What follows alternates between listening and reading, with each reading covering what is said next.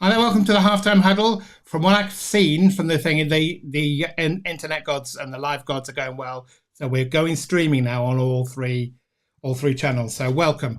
But who cares? You guys are here listening to me, and I want to just introduce why we're here and what you're doing. But for those people who've all of a sudden stumbled on us, this is a Halftime Huddle. Halfway through the week, hump day for those people who know the term. It's an opportunity to take a little bit of a break. Listen to someone else who's doing the same as you, who's going through day by day, struggling to grow their business. Sometimes it's struggle, sometimes it isn't, and we'll talk about that. So without going too far, a little bit of a forewarning. We've already spoken to the other half of this powerhouse, to the two of them, although she says he's the powerhouse, but we'll see. We're going to be talking to Emily Braithwaite, who is one half of Yellow Tuxedo. So welcome, Emily. Hello, you did say how are you? Alan's the powerhouse, but I'm sure we'll find out that's not the I case. don't know if powerhouse is the word. He's the power loudness, maybe, but power. Yes, full on he is. He's very full on. And for those people who haven't seen Alan or Emily, again, we go through. If you've seen the video before with Alan, you understand why it's called Yellow Tuxedo. And if you haven't, go and look. But Emily, what's your version of the origin story of The origin of story. why you are where you are and what you do? Oh, wow. So, yeah, I'm not going to do the origin story of why we're Yellow Tuxedo as a name 1,000 times because, people would have heard that Yellow Tuxedo, Alan married me in a yellow suit. Fast forward 10 years, the business is all about standing out in the crowd a little bit, and yellow fits that. And actually, my favorite color is green. Don't tell anybody. We are online visibility specialists. We help small business owners to navigate online. It's a really noisy space out there, and for so many people, you're not necessarily using marketing agencies, or maybe you're doing self-learning where you're learning as you go. And quite frankly, there's so much to do and so much you could be doing that actually, where do you start? So we always say we're kind of like the little middleman between marketing agencies and muggles to help you navigate what to do to get the most bang for your buck. And why we started doing what we're doing. So Alan and I started working together all back in 2012. We had been working in corporate jobs. I used to work for the Forestry Commission, and I worked in some large scale, big lottery funded projects to get the general public out into the woods, basically. So I worked on some multi-million-pound projects to kind of encourage people into getting exercise and fresh air and to utilise the outdoor spaces that we have around us. And being in Hampshire, we've got so many beautiful spaces. Alan worked for Carthen Warehouse, and when Best Buy came over to the UK, part of the Carthen Warehouse family, and he was very much involved in helping with the brand and culture piece, getting all of the new staff recruited and getting them understanding the brand behind Best Buy. And that worked for a good few years, and we loved what we were doing. And inevitably things change, and redundancy was on the cards for both of us. And when we got married, we had that point where we went, Alan actually got made redundant whilst on our honeymoon. He got off the flight, stepping onto the tarmac, had a phone call saying, you need to come into the office. And we were like, oh, do we? And it was actually, yeah. So that kind of kick-started us starting our entrepreneurship kind of journey to what should we do next. And we could have gone back and got jobs, but actually we both realised that we had quite a good skill set between us, and we loved spending time together. He is my best friend, and let's start something together. So we kind of moved away from our corporate kind of skill set for a little bit. Both of us have a background in scouting and outdoors. We did a bit of outdoor instruction in the past, and actually we thought, do you know what? Let's start a business that's working in the outdoors. And we created two businesses actually side by side, Three Men and Marquee and Bailey the Bell Tents, where we put up tents for large scale events, weddings, all that kind of stuff. And it was amazing, absolutely amazing. And what we found ourselves doing was, as an outdoor business, we loved it. We got to travel, we got to be in different locations every single weekend. We met a whole host of new people. But when it came to marketing the business, in that kind of industry, what you tend to find is you'd go to trade fairs or wedding fairs or any kind of those events where you'd stand there, you'd pitch your tent or you'd have your stand, and you would hopefully, get that passerby coming up to find out what you're doing. And it just didn't work for us. A, it wasn't very time efficient. B, more often than not, wedding fairs would be in the winter season. So when you have a bell tent outside, not many people want to go outside because it's raining and dark and gloomy. So we were finding actually it wasn't really the most efficient way in which we could be marketing our offering. So we decided to move everything online. And actually, as always happens, we kind of fell back into our skill sets from previous corporate jobs, and we're finding ourselves using the online space a lot more to market our business, which was incredible because not only did we manage to kind of secure our top spot on Google in a very short space of time, we managed to secure some really, really great bits of PR. We were on the BBC, we were on ITV. We had some opportunity to work with the British Law Commission when it came to looking at outdoor weddings. So we had some incredible pieces of opportunities falling at our laps, mainly because we were using online tools in the right way to talk about and shout about what we did. What then happened was the fact that in our industry, we were working with lots of other suppliers, and we had florists and we had caterers and we were having photographers, all of which were going, that's great. How do you do what you do? Because we don't know what we're doing here. This is like black magic to us. And we're like, well, it's not black magic. It's actually quite, straightforward. So we were finding ourselves doing a lot of kind of support work here and there and helping with some ad hoc over here and over here. And then it got towards 2019 as we were looking at scaling the business, and we'd had many opportunities to think about maybe franchising, going national with it, all that kind of stuff. We actually thought, what would be really helpful, especially when Bailey Bell Tents was such a seasonal business, is that we could be working on a sub business that would help in that kind of ad hoc support to kind of really help people to understand how to grow their business online. And that kind of got formalised in 2019. Fast forward a little bit, COVID happened and outdoor weddings and outdoor events didn't happen for a long time. And we decided actually to kind of shift the balance in which the two businesses were. Bailey Bell Tents sadly closed, and Yellow Tuxedo kind of, it bloomed and blossomed. It was the right place at the right time because so many businesses were then standing still that we were there to help support, to understand how to use online tools. Now, 6 years later, here we are kind of on Halftime Huddle with you, Mark. So that's Brilliant, kind of... and I love that story, and what I love about that, and I've loved about all of the stories I've heard is the journey, the up and down journey, and the journey. It's never linear. No, absolutely. Everybody thinks, I want to get to A, we just travel up that road, and it's not. It's all over the place, and oftentimes you end up in completely different places. Whether you thought, if you'd have said whatever you started this, you're gonna be in a company running a company called Yellow Tuxedo, you'd have said no, would you?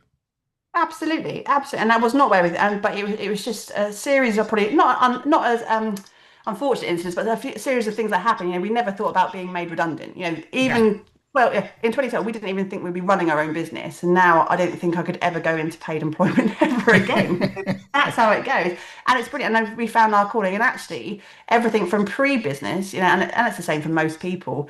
You've got a checkered path of different kinds of jobs and things you've done here and over here. It's all a rich tapestry of skills that you can then transfer to do whatever you want. So, my time in the Forestry Commission is still really transferable to what we're doing now, and it was in the 10 years that we're doing Bailey as well. Absolutely, and often I talk about people's kryptonite and superpower, and your superpowers grow.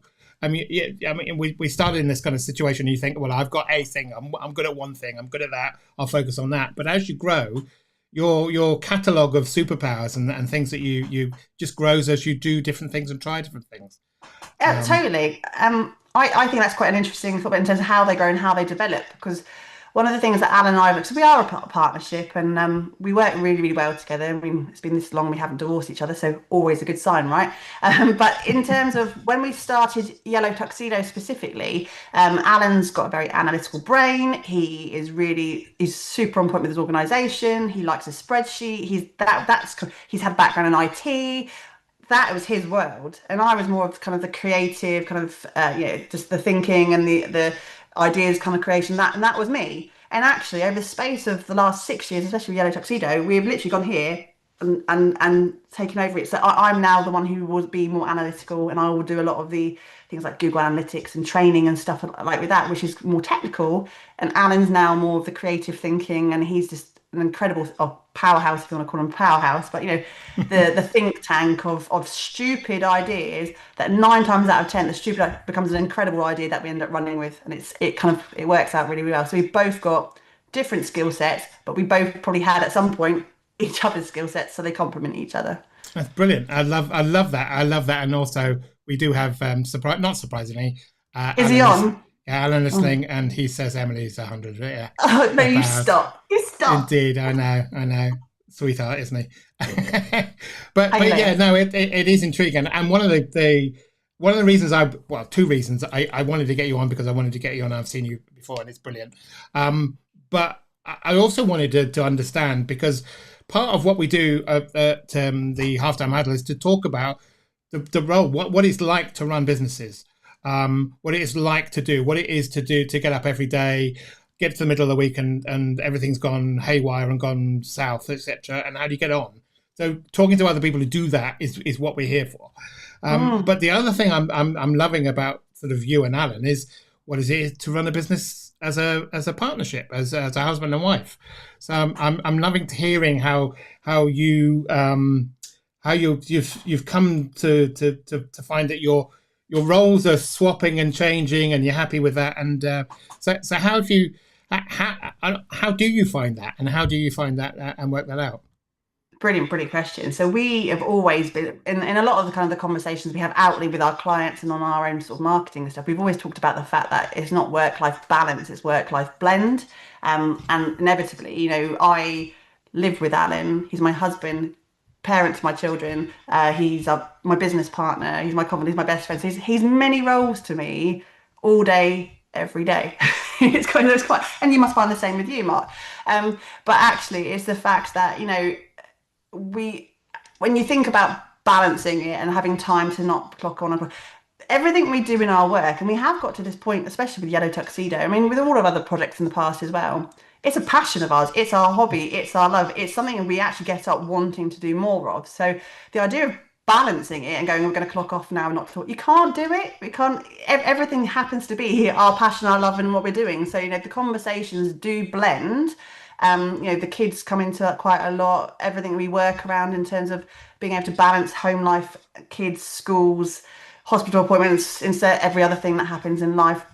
We just work it so it works together. And I think the minute you do that and stop trying to segment it works more in your favor, because it's always a battle when you're trying to balance it. Because at some point, to get it like that all the time is really hard. Something's always going to give. So when you embrace it and you accept it and know this is part of life, it becomes a lot simpler. And I think for Alan and myself, and I think he might have said this in his interview with you as well, is that working with my husband, or Alan working with his wife, a lot of people say, oh, I don't think I could work with my partner. I couldn't work with my partner. I'd kill him or kill her. We hear that quite a lot. But he is my best friend, and we do have a common goal, and we are striving in the same direction every single time. We know where we're going with it. I mean, Barbados pina coladas, woo, that'd be great.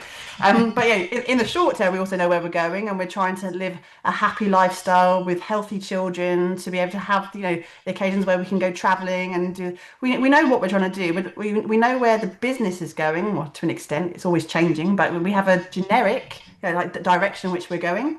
Alan said it as well. We go off piece a little bit, or quite a lot, but it works. And because of that, we find, yes, we bicker, yes, we argue, but those arguments are never like this, because we take a step back every time and go, is it making the boat go faster? Is it putting us in the direction we want to go?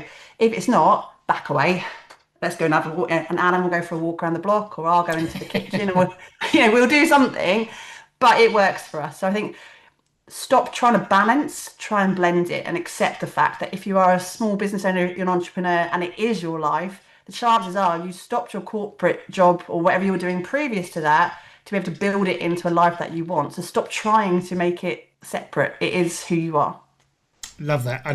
And you talked about your and I'll use the term I used in the green room, and we've had some of these conversations. Green room's a bit grand, but in the pre-conversation, the banter between you and Alan, and that comes alive in the communications and the videos you do and the stuff like that. So and I think that's one of the beauty, and one of the things I think you see is you see that your life is your business and your business is your life, and there is no blur. There is no distinction. It is, like you say, blended.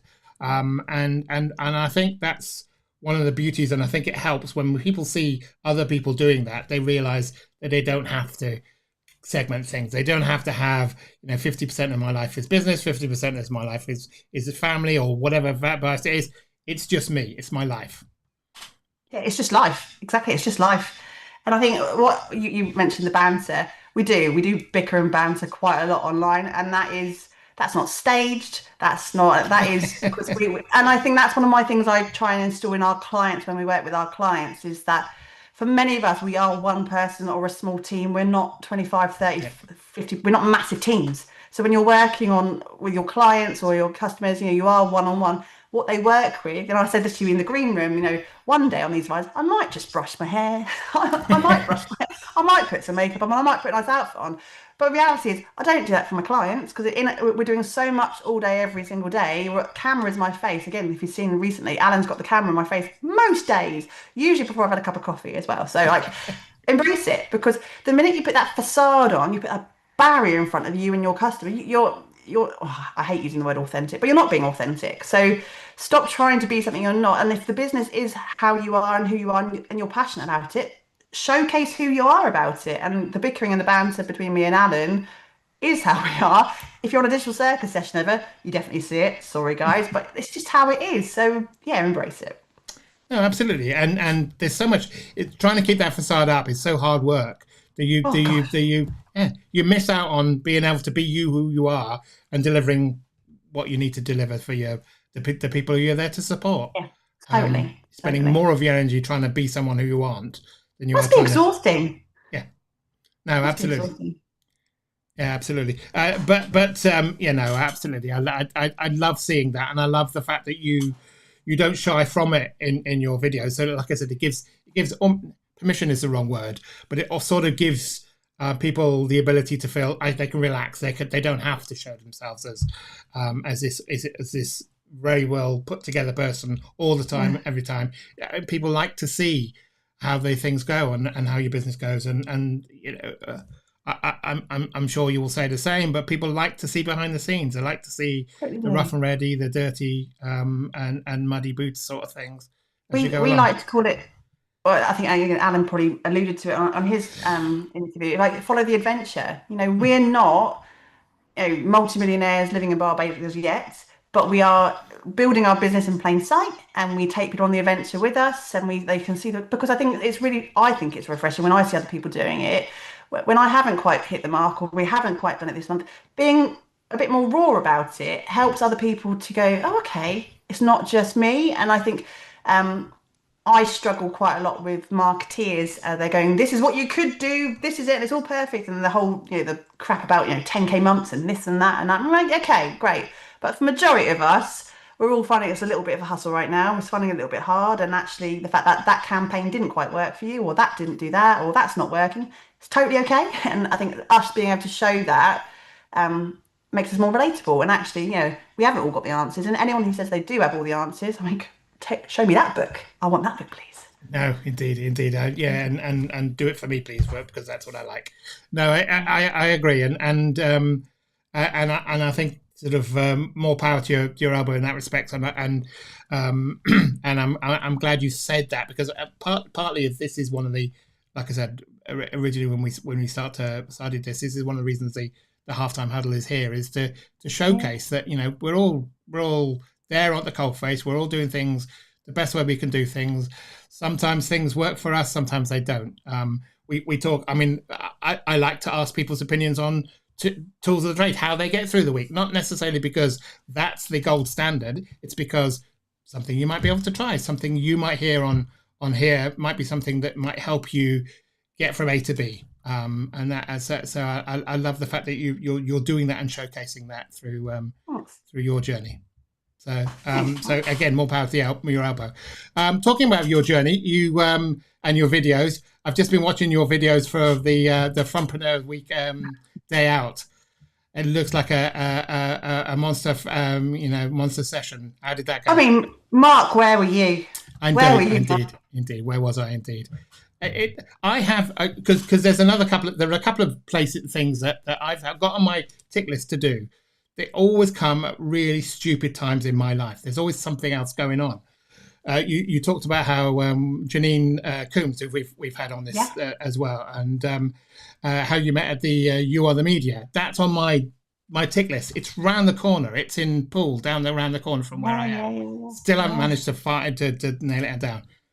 The Frumpreneur Day Out, same sort of thing. So I am very Yes, similar. we make ourselves, but I've learned that actually, especially if I can get the day. I put it in the diary straight away, and I think that sometimes we kind of we overthink what an Yeah. ROI should be for those events and what we're going to get from that. Am I going to meet a certain amount of people? Am I going to do this? Am I going to do business? Am I going to enjoy it? Am I not going to enjoy it? What if I don't like the food? And you put so many blockers up. But actually, I mean, we found this from last week. So we had, for anyone who doesn't know, we had the Funpreneurs Big Day Out. It was at Poulton's Park. It was an absolute hoot hoot. I don't think we can even use hoot hoot anymore. I don't think they even use that in their branding, but I will forevermore know Poulton's Park as it's a hoot hoot with the owl. But the whole premise of it was about stripping away all like the corporate side of networking your business and feeling like you should be performing, like I said earlier, and just having a day to outside of your business to reset, to have some fun, to have a giggle, to kind of really just break all that corporate BS. And actually, I think I saw three comments just on LinkedIn of people going, I nearly said I wasn't going to come. I was in the car and I actually nearly turned around because I wasn't sure what to expect. I wasn't sure if I was going to like it. I wasn't sure if it was going to be a clique. There are all those things come out, and we all have those thoughts at any event because, Mm. especially when you're paying money for an event like that, it's like you want to make sure that it's a quality day and that you're going to enjoy it to its fullest. But what we loved about that event, and I think I said just pre going live, was that it was a really good day to have lots of solopreneurs who were, we actually, no, I lied, we had a team. We had a team of opticians together coming as a bit of team building, which worked out well. But the majority of people were one-man bands coming along, giving it a go and not liking the traditional elevator pitches and standing up and kind of having to talk because that's scary, or not liking to do icebreakers and not liking to kind of have to exchange. All of those things were blockers, but we had, quite a few neurodiverse people coming along. We had someone bring their baby along because she's had a baby recently and she didn't have a baby. So it was like, bring the baby, it's totally fine. So we made it a space to be really chilled, I suppose, chilled but hyped up. We've been in a theme park, but just to have really good fun on a day where actually the business learning from it was about not always leading with the elevator pitch, coming and sort of being friends first, build those relationships, the business will come afterwards. And that's so much of the noise since that has been, I'm so glad I went, I did this, I never thought I'd do this. I even got on a roller coaster. You don't have to go on a roller coaster, but you could do. It was good. And it was a mega sunny day. Brilliant. Come next year. Come next year, Mark. Well, as we, I don't know whether you saw, but as we talked about, Alan has already said the tickets are now live. Oh gosh, always the salesman, Alan. Always the salesman. But yeah, 11th of June next year. Come along. Anyone's welcome. It's a great day, and you'll have shed loads of fun. Good, good. Well, there you go. So me and everyone, we have to sort of look it out and keep an eye on for it. So, but yeah, and I love, like I said, back to the premise underneath it is it doesn't have to be hard work and social, and it doesn't have to be all pinstripe and spreadsheets. Although you did tell me Alan loves his spreadsheets now. But it's supposed to be fun, and also it's one of the things. When I first started sort of doing what we do here, we had a number of people who, for whom it was hard work running a business, and they decided it wasn't for them and went back to corporate, which is fine because it's hard work, and business is hard work, and if you don't enjoy it, it's going to be even harder. So having some time, taking some time to do the sort of activities you have is a must. Or what's the point? Exactly. And majority of us choose to leave business world from employment for a reason, and I think we can easily forget that because we get so high. I mean, we need to make money and we need to do this. Well, actually, no. You need your mental health days are a massive thing we push all the time. I think it's important to remember that actually a day out to kind of really laugh and belly laugh as well it can help, and it helps with the dopamine. It helps with, in terms of building relationships, and it helps with your creativity as well. Coming and going, do you know what? A few of the tasks we did, were just picking up your phone and doing this, or just going and talking to someone. One of the activities wasn't, it's one of Alan's favourite activities, was first name, last name. You had to find someone in the park whose last name was a first name, like David James, James being Yeah. the first name for a last name. But I encourage people to just go and just walk up to people and chat to people. Not everyone wants to do that. You didn't have to. It's, again, all optional. But just going, oh, I can do that. I can have conversations with random people, and it doesn't hurt to do it. It doesn't. It's not going to break the world if I chat to people. And I think remembering you can and giving yourself permission for those kind of silly things, massive benefits for your business later on, like down the line, for sure. No, absolutely, absolutely.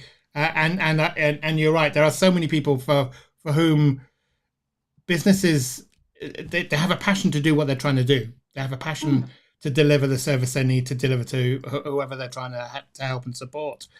But the business stuff around it is off-putting for them sometimes. So giving them a way to lean into that without it being hard and difficult, I think is like I said, a great advantage. So Totally. but no, good. One of the other things we try and talk about here, again, very much around the same sort of theme as you talk about, is helping and supporting small businesses owners to when they're trying to do this on their own. Very many of us are. I mean, two of us here. We're sitting here, both are in our own rooms, both on a video. I mean, okay, somewhere in the background, I'm sure Alan is watching and typing. But yeah, but generally, we're doing a lot of this stuff either on our own or with an individual. So it's hard work sometimes. And the ability to go to things like the Funpreneur and other kinds of activities helps us with that. And one of the things I like to understand is how do you keep yourselves focused during the week? I mean, you have Alan to help you in that respect, but with the pair of you must have some times when you think, what do we do? How do we get on and carry on through? What's your go-to sort of activity to move yourself forward when you hit the doldrums? Now, I'd like to say it's the same every single time and we have that pattern worked out, but we don't, FYI. But there are a few things that we do in our week that are non-negotiable. So without fail, we had ours on a Tuesday this week, it was my birthday on Monday. But without fail, on a Monday, usually we have a Monday morning meeting. So, and that is doable if it's just you by yourself as well. There are two of us. But every single Monday morning, we sit there, really think out what's the week ahead, how was the week before, what are the non-negotiable tasks that have to be done, what's the finances looking like, and we'll go through that. And that's a really good way of starting the week, knowing what we have to try and achieve. Obviously, the to-do list is always forever. I've got a piece of paper like that at the moment of stuff I brain dump on paper. Alan is very much a computer. I very much have to have pen and paper because I have to physically write it out of my head to be able to get it, to release it.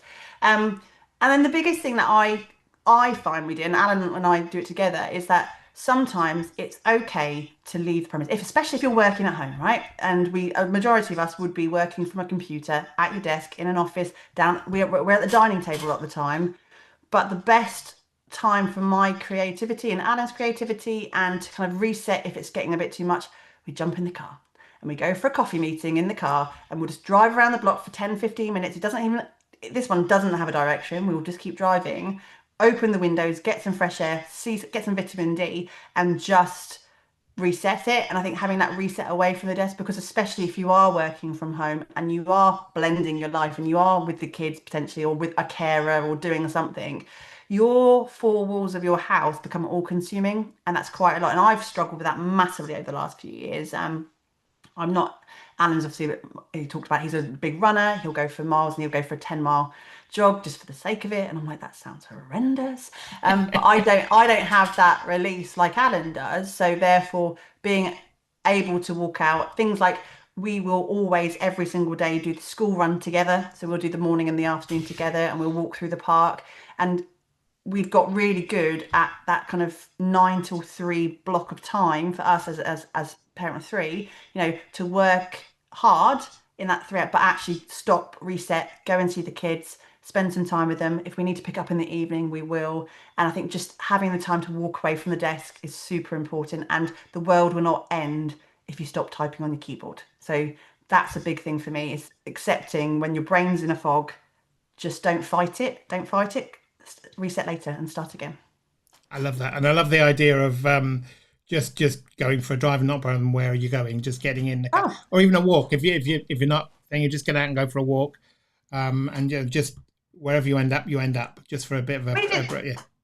a few years ago, before we had kids, we did a thing where we had a coin in the car, and we'd flip a coin, and it would tell us if we went left, right, forward. You know, we would kind of we'd set it as a, and I loved that, because the mystery of where you end up. I mean, we'd end up going in circles probably, but you know, it was just, doesn't matter. Just reset your brain. Absolutely, and again, it does help having someone there to remind you to do that. And when you're both, because like I said, unfortunately, sometimes you need to have someone to give you that little push, because you can get yourself stuck in a routine. And it is you're very true when you talked about the fact that many of us now, even when we're in employment now, are working from home, and our home and our work. We talked about blending it and making sure it's blended, but sometimes you need to get away from one or the other to move you away, and not being able to do it in physically, i.e. in the environment, i.e. go to work or come home from work, means that you have to make that effort to do it in some other way. And going for a drive, I think, is a great way of doing it. I think the other little thing to add to that as well, when your how you work and how you want to work in your home, if you're working from home, is recognizing the way your brain works as well. And why I'm very, very, very loath to ever recommend doing it this method or do that method or listen to that expert over there, because it's different for everyone. Alan and I have very different brains. I think that's pretty obvious, but we have very different brains. But Alan is very much methodical, planner, likes to do things ahead. It's a marathon. Where my brain works, I do incredible work as a sprint finish. If I have to plan too far in advance, I procrastinate, I get panicked, I don't like to do it, I don't want to think about the job. If I know that I've got a time-sensitive deadline, it's not the fact that I'm rushing it. I actually find that pressure for me to have, I've only got 2 or 3 hours this week to do this, and that's when I can do it. That's when I do my best work. But if you listen to some experts, sometimes they're saying, here, think about it, plan it out, do this, do a Gantt chart, and that's not helpful to me. So I think another bit of feedback then is to really understand what you need. It's not necessarily procrastination if you're walking away from your desk. It's probably what you need, because you know actually you can be more focused in that short space of time if you've given yourself time and space to walk away, go and see something different, go and play with the kids, go and visit your grandparents, whatever that needs to be. Absolutely, and I did. It's amazing. I listened to someone who had the same sort of challenge. She was talking about the same sort of productivity tips and understanding that there's lots of different ways of doing things. And she says one of the biggest challenges is understanding the way you work and working with the way you work, rather than trying to work in the way other people tell you to. And she says she's the same sort of thing. She says she's very much a deadline. If she had to do something, it would be done the 11th hour, as you say, just before the thing. It would be done. Okay, it would get done. She'd do it. She'd end up there, and it would work out. But what she said, because she knows she needs a deadline, what she did is she moved her deadline back by having a meeting before the things she really need to do with someone who she'd need to have some kind of accountability with.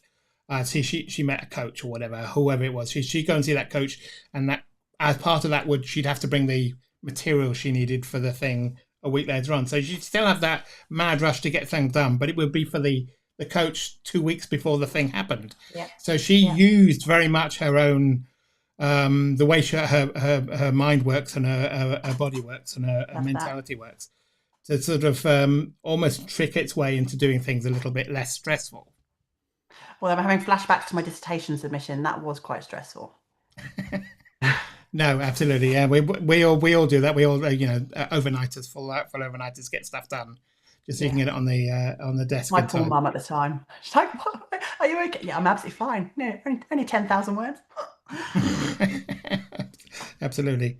And all nighters trying to remember what day of the week is it? Is it day? I remember one time sort of falling asleep in the middle of the day, because I've been doing a couple of all-nighters, waking up thinking it was another day, and I just completely lost it. And So yes, so we all have to work with the way we work. Work with what you got. Indeed, we sort it. It all works out in the end. But like I said, I think that's a great tip for you to understand the way you work and what it is your mode of working at home, and use that to the best. And if you understand you need to take a break, or if you understand the deadline is something that drives you, then work it that way. So no, I love that. And while I do ask in this forum and this conversation for things like tips and tricks and tools and stuff like that, it's not necessarily, as you say, as a way of saying you have to do it this way. This is the way to do it. It's just to open up the options you have. If you learn from someone that they have a challenge the same as you have a challenge, and this is the way they deal with it, try using their method and their process. If it doesn't work for you, then someone else who has the same challenge will have a different way. Listen to them as well. Totally. I agree. Indeed.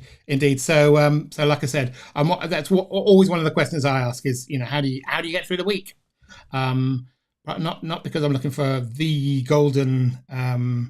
What I could have said is bucket loads of gin and tonic, but that's probably not appropriate. Talking gin, do you still sell your gin? I've noticed your gin. We do. Again, that was something.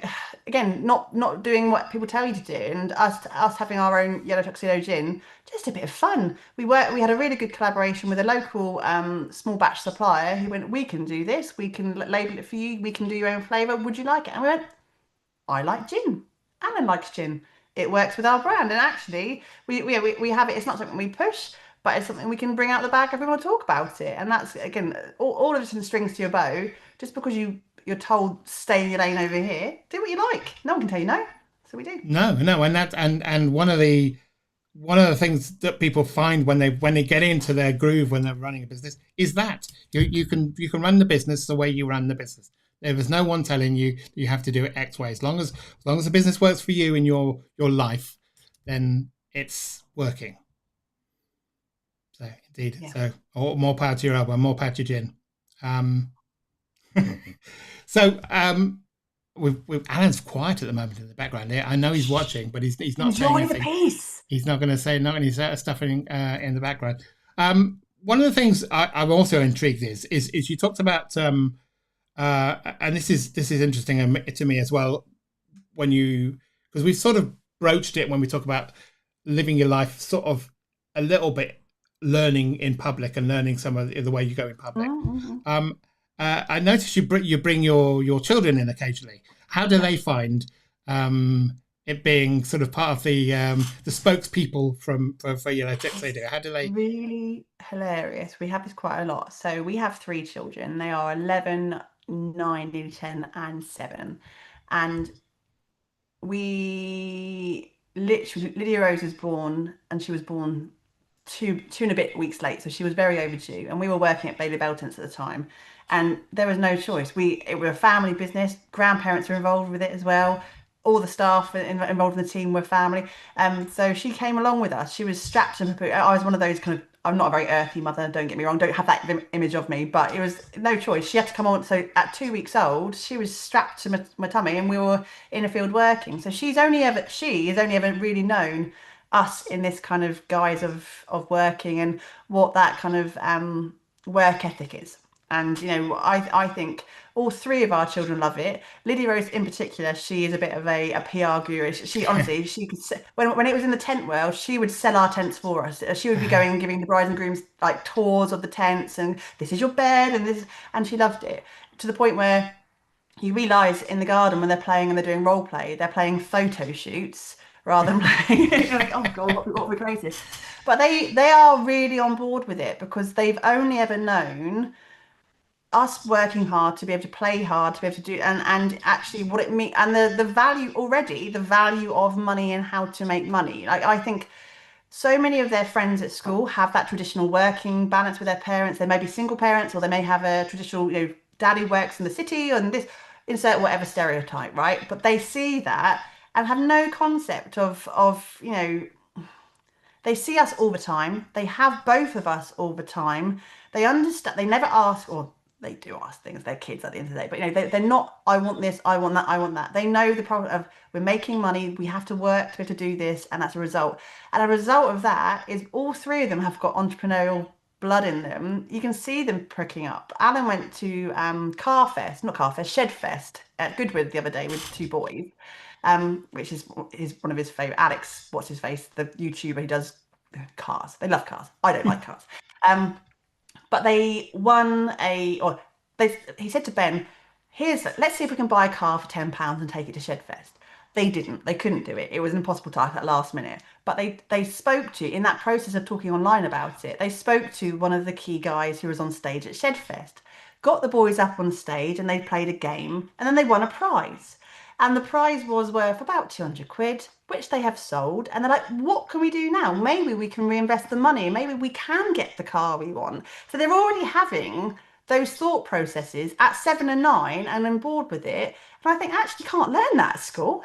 Like we put them through the education system to do X, Y, Z.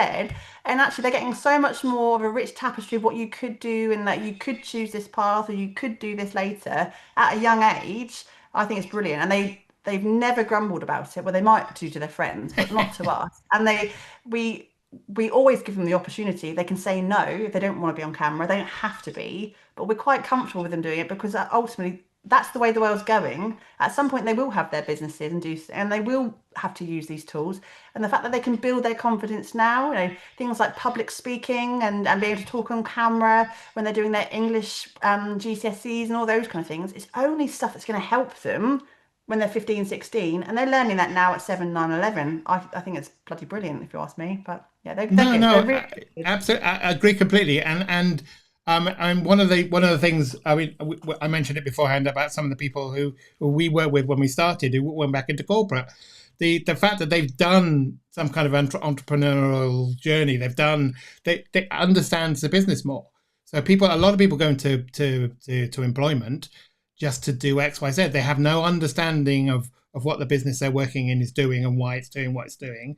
And they don't, apart from being a cog in a machine, they don't add any real other value to the business. So having your children understanding, what business is for and what helps to move your business forward and what helps to help you get more money and the sort of things that you need to do for you two, is something that would be extremely important in an employee for a business. So either way they go, they've got quids in. I mean, selfishly though, if I'm thinking about the real reason that we're priming our kids for entrepreneurship, is that one of those may become a millionaire, and one of those will be our best bet for the best care home when we're old and grey. Absolutely, yeah. Someone's going to pay for your care home. We'd have the one with a nice afternoon teas, please. Yeah. Yeah, absolutely. And who knows? They might want to be put on the Yellow Tuxedo when you decide to put it down. Possibly. But that's completely. It's completely their choice, and we will support whatever. Lids has got a real interest in flower arranging. Fair play. Let's nurture that. What does that look like to you? And as we've talked about earlier in the conversation, it can flex and change direction as many times as it needs to. Just because you start here doesn't mean you're going to end up here. And if you looked at my CV on LinkedIn, you see there's many jobs on that. They're not all the same skill set. So yeah, they'll work it out. No, absolutely, and that's, I mean, everybody in the employment talks about transferable skills, but that's what we build. We're building transferable skills, and entrepreneurial attitude, and the understanding is definitely a transferable skill all over the place. So yeah, no, good. I'm glad they enjoy it, and you'll have to let us know what they decide to do with the reinvestment of their money from the prize. Yeah, well, I'm sure it'll be everywhere on social media because that's Adam's beast. Yeah, absolutely. I'm sure as long as it's not some really bad, I don't know, Phil Mitchell style. No. We'll see what turns up. Don't tempt him, because I know you'll find something weird to do with it. But brilliant, and like I said, it's another example of blending business and life, and blending, actually living a full life rather than just a business and a life. Your family comes with you. Totally stuck with us. No, indeed they are stuck with you, at least for a while anyhow. You'll see how it goes. Talking of, I know you run your coffee mornings, and I know you run your digital circus. Um, Community and keeping in contact with other people is another challenge I think small businesses face. Um, uh, Apart from running your business, where do you wait? I mean, and I know you go to conferences. Is that where you interact most with other people or other businesses, or It's what? interesting, isn't it? Because I said it was my birthday on Monday, and you get the inevitable page of Facebook happy Yes. birthdays that you just press the button now because Facebook does it, the AI. You literally go, yeah, cheers, Yeah. we'll do it. And I looked at, I mean, as the years you get older, you realise that your friend numbers may dwindle a little bit. It changes everything. And I looked at my list of birthday messages this week, and probably 95% of them were from my small business community of people that I know Yeah. through small business. Very few of them are actually from, my I say personal, whatever personal life is. Like I said, they're blended, Yeah. but it was all from people I've met from who get it and understand this. Now, we did set up the digital circus in 2020 during COVID, and we do enjoy our coffee mornings. But I'd like to be all altruistic. We did it because we love, for the benefit of the people. But really selfishly, we did it because we love people, and that we need Yeah. that. We feed off other energy from other people, and we needed to have that outlet to talk to people. So when we've always created those spaces, we do love the fact that everyone connects, but genuinely, both of us are really curious beasts, and we really love finding out more, and we love conversation, and a lot of that did come from online, and we don't go out very often. In fact, you saying the same earlier when we were talking about which events you go to. We're very selective about which ones we go to, not because we wouldn't love to be out all the time, but we also recognise we've got that family connection, and we have to be there for our kids, and for the two of us to be out on the business, it's a big thing. Um, but Alan's found his running community, so it's still a community. He used to do a lot of solo running, and he'd be out for hours going and doing marathons, sort of the distances. But now he's found a community of other runners who get it, and again, that's a very specific type of people because they all want to be up at 4 o'clock in the morning, and I definitely don't. Um, I've found actually some of my core sort of good friends through business through the business community have got the same shared learning as me. So I spend a lot of time. We've just got an allotment in the last couple of months. I'm very much about sustainable living, and I like creating cleaning products from scratch and cooking in the kitchen. I love all of that side, of more sort of eco-friendly stuff. And there are a few of our core business friends who share that kind of passion as well. So we're bringing our hobbies into that blended life of work. But it always comes down to having conversations with people. And that's why we love creating stupid things like the virtual coffee mornings that you've been a part of as well, Mark.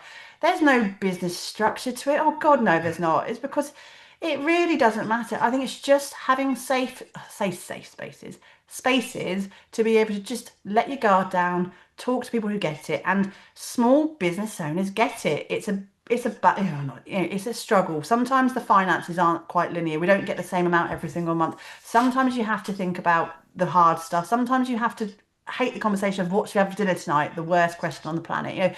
These things we all get, but I found that our friends outside of that don't quite always understand it because it's a very unique situation to be in that not everyone chooses to do. And when you do find the people who get it, you hold on to them for dear life because they do become your support network. So I do think whatever we do moving forward, community and people has to be. We've talked about human connection lots as well.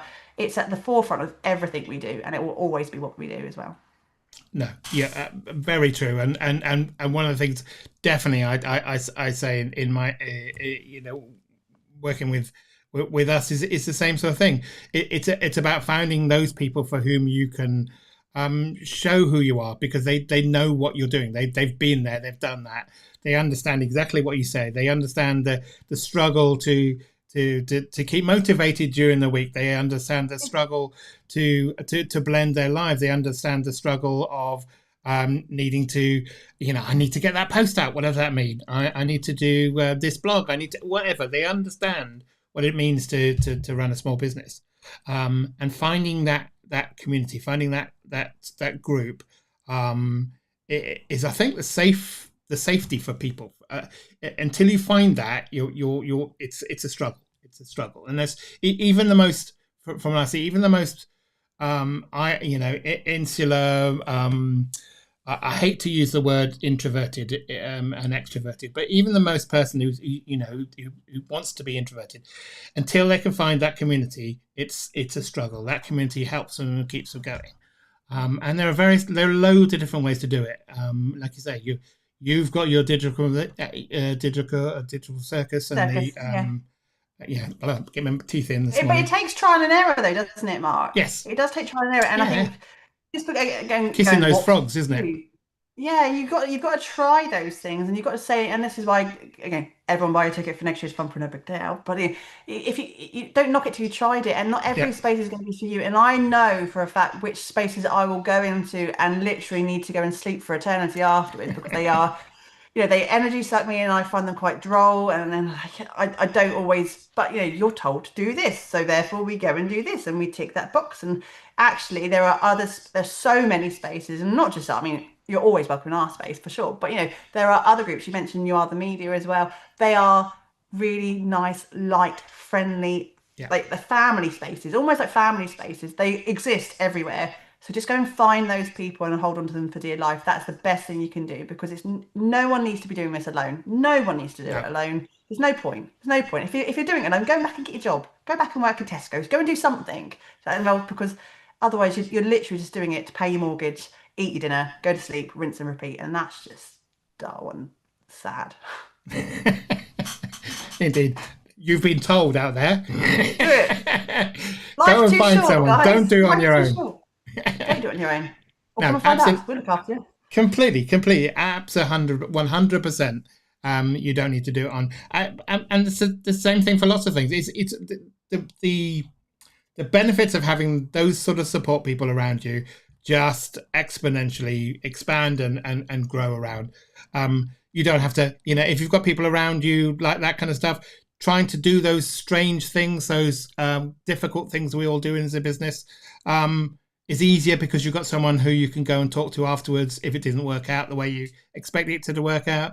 There are, those challenges that because there's always something new in a business. There's always something new you don't know until it hits you. There are people you can go and ask. Unless you've got that kind of support, it's just a slog. And you're right. If you're going to slog, why not slog somewhere else?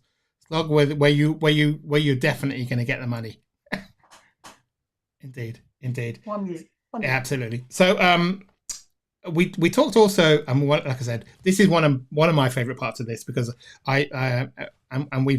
we've talked a little bit before this in the again in the pre conversation. I always ask people about books, and you've sort of sidetracked this a little bit by talking about something else. I do it because I love books, and I do it also to sidetrack people saying, what's the latest flavor of a book? I want something where people really, really benefit and feel the value of the thing they're promoting. So, and I've said thing because you're going to say something. No, I was going to say, I knew this question was coming. I knew this question was coming, and I said to Alan booking, I was like, oh crap, I genuinely don't think I have read a book from cover to cover in about 4 years. And that's not because I don't enjoy it, and it's not because I don't enjoy learning. In my degree, which was English and media, I was reading like 7 books a week, speed reading. I love fiction. And I got to a point then, I think I alluded to it earlier on in the conversation, though, you can only take so much learning, and that can be autobiographical, sorry. That could be a business book, that could be a self-help book, it could be whatever. At some point, you've just got to put the book down and do and act and just take action based on what you want. Now, Alan and I both spend a lot of time, we love a bit of YouTube, don't get me wrong, we spend a lot of time watching YouTube like telly. We have the app on our TV and we'll watch YouTube videos in the evening, and it'll just be on the back. And there's a guy called Ali Gallup that we've started watching recently, who I definitely recommend everyone should go and find on YouTube, because he is an incredible storyteller, and he makes a story out of nothing that leaves me really inspired, and I like the energy from his videos. Now, going back to the book situation though, there is a book I read 4 years ago that probably was the last businessy book, digital marketing book that I ever read, and it was called Rare Breeds. and it was by Sonny Burnell and someone else. I can't even remember the whole bloody name. And what I loved about that was it was Rare Breeds being, do your own thing, stop listening to the noise, be the risk taker, be the one who goes onto a completely different path, do that, stop being consumed by the noise. And I read the book and I enjoyed the book and I loved some of the learning from that. And then I just stopped reading because I thought, actually, at that point, I was like, totally right, because you want to be different. And we talk about standing out, and Yellow Tuxedo is about standing out in the crowd in your own version of your yellow suit. And I know it's easy to go, yeah, but I should be doing a podcast, or yeah, I should be doing this and that. Who blimmin' well told us? Who was at the top of the tree? The top of the tree was probably someone who was very noisy, had a spark of an idea, but was really good at shouting that idea out. And we take that as gospel, and then that filters down the pyramid. And then if you look on a lot of marketeers on social media these days, they're spouting the same old tripe. It's just in a different way because they're doing it a bit creatively. And I just think, actually, in order to actually be different, in order to feel less overwhelmed about what you're not doing or what you should be doing, and your 24-hour this every week and doing this and take more magnesium and run across the desert, whatever the thing that you should be doing, it can easily make you feel that you're failing at life because you're not doing all of the things that will make you a transformation in your life 10 years down the line. So I've stopped reading. I still enjoy a story and I still like storytellers. And I think, like I say, Ali Gallup was a great example of how it can make you feel good about yourself without being all consuming. Like his video is like 4 or 5 minutes long, not long at all. But I come out going, and I feel energized. And I now only listen to things that are going to give me energy and make me go, not then I'm going to listen to what they've got to say and I'm going to implement, because at some point you've got to stop learning. You've just got to keep forging ahead. So that's my slight spin on a book. I don't have a book. If you want to read Rare Breeds, it's an okay book.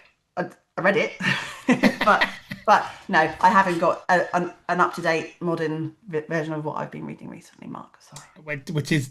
And the spin on this is not necessarily what you've been reading recently. It's what you would recommend and give to one. And you've done that. And you're not the first person I've heard of Rare Breed before. Someone else has recommended Rare Breed. So I will again recommend that for other people to have a look at. If you choose not to listen to it, that's totally fine. No, absolutely. And you're very right. There is I don't know whether you've heard of a process called The Moth, which is about my daughter and I went to one in London a while there, and it's just that, it's just little bits of stories of people's lives, and you're right, we are built and we love a story. We love to hear people's, which is why things like Gogglebox, we love to watch people doing things and all that kind of stuff. It's because we love to see people doing things and watching things, and we are very voyeuristic as a creature, as a being. It's a trait we have, yeah. Yeah, absolutely. And I've lost my train of thought, unfortunately. One thing I was going to say is it wasn't necessarily about a business book. It was about a book you'd recommend, because someone also recommended a book a while back called The Little Prince. I don't know whether you've heard that. Oh, that's a lovely book. Yes. There you go. So I do enjoy a bit of Pride and Prejudice every single time, even though that's really, really, really old. It's kind of calming. I know what's going to happen. Our daughter's named after Lydia, the naughty sister. So. Oh, okay, fair enough.